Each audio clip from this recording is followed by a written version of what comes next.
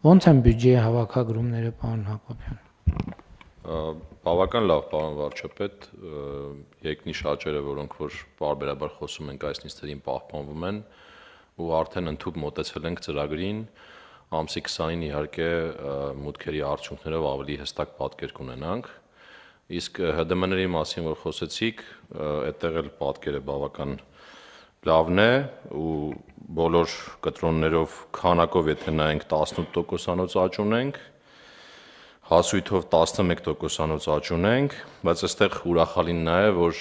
անկանխիկի վարքագիծը կտրուկ փոխվել է առևտրում եւ այս թվերի համեմատ կտրոնների քանակով անկանխիկի 52%-անոց աճ ունենք, իսկ հասույթների 31%-անոց աճ ունենք, այսինքն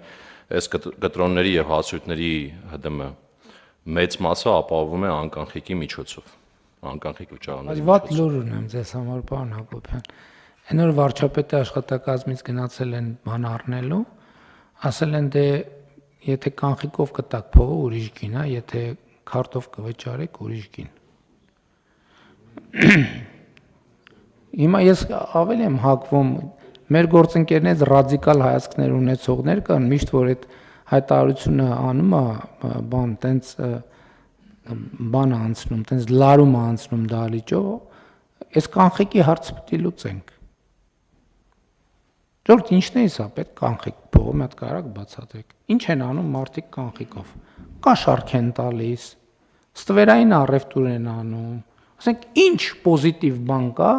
որ հնարավոր չի անել անկանխիկ փողով։ Բան ծննդին նվեր տալ հնարավոր է, հավելվածով տեղում քարտով փոխանցում ես։ Նվեր, այսինքն ինչ կա, որ նորմալ բնականon կյանքում, որը սահմանված է Հայաստանի Հանրապետության օրենսդրությամբ, հանրային բարոյականության նորմերով եւ այլն եւ այլն։ Ինչ կա, որ հնարավոր չի անել անկանխիկով։ Մի հատ հələ գույքագրեք։ Անկանխիկով որ հնարավոր չի անել։ Չէ՞ մի հատ լուրջ գույքագրեք, որովհետեւ ինչ է նշանակում Երևան քաղաքի կենտրոնում վարչապետի աշխատակազմը գնա առևտուր անի, ասի դե գիտես ընկեր ջան, սենց է մեր մոտ։ Ուրեմն եթե սենց անեք, սենց կանեք, փակեք այդ խանութը։ Փակեք այդ խանութը։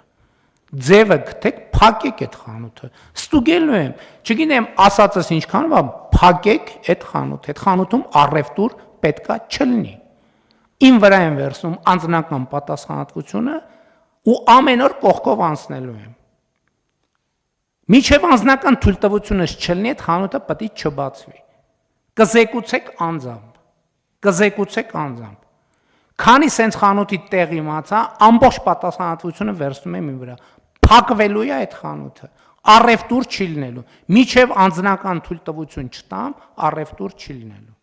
Հաջորդ հետ բջջային հեռախոսների համակարգը արագ ներդնել։ Երկրում չի կարա լինի մտնի բջջային հեռախոս, որի հարկերը վճարված չեն, բացառությամբ ոնց որ պայմանավորվել ենք։ Ամեն քաղաքացի տարեկան կարա մի հեռախոս իր անձնական, թող երկու հեռախոս թող տարեկան մտցնի։ Չէ, որ չստացվի, որ մի հատ իր համարա բերում, մի հատ ընտանիքի, թող երկու հեռախոս թող տարեկան իր բանի համար մտցնի, բայց այդ պետքա մենք կարողանանք վերստուգել։ Ոնց կարելի է ասենց վարվել։ Այսինքն մի ժամ ես կարդում եմ այս ծրագրերը։ Գյուղերը ցեխերի մեջ կոլոլված, ցեխից դուրս են գալիս։ Մի հատ էլ ասում են, հա ինչ են անում, ասֆալտ են անում, էլի։ Որովհետև իրանց պատկերացումը մեր քաղաքացին, մեր գյուղացին պետքա ցեխի մեջ ապրի։ Բանի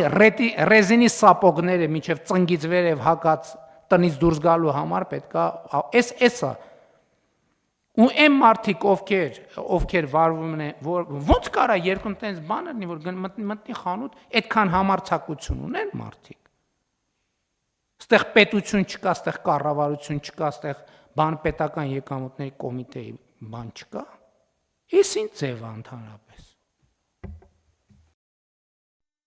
Հավանիչ տեսանյութը եւ բաժանորդագրվիչ նորությունները բաց չթողնելու համար։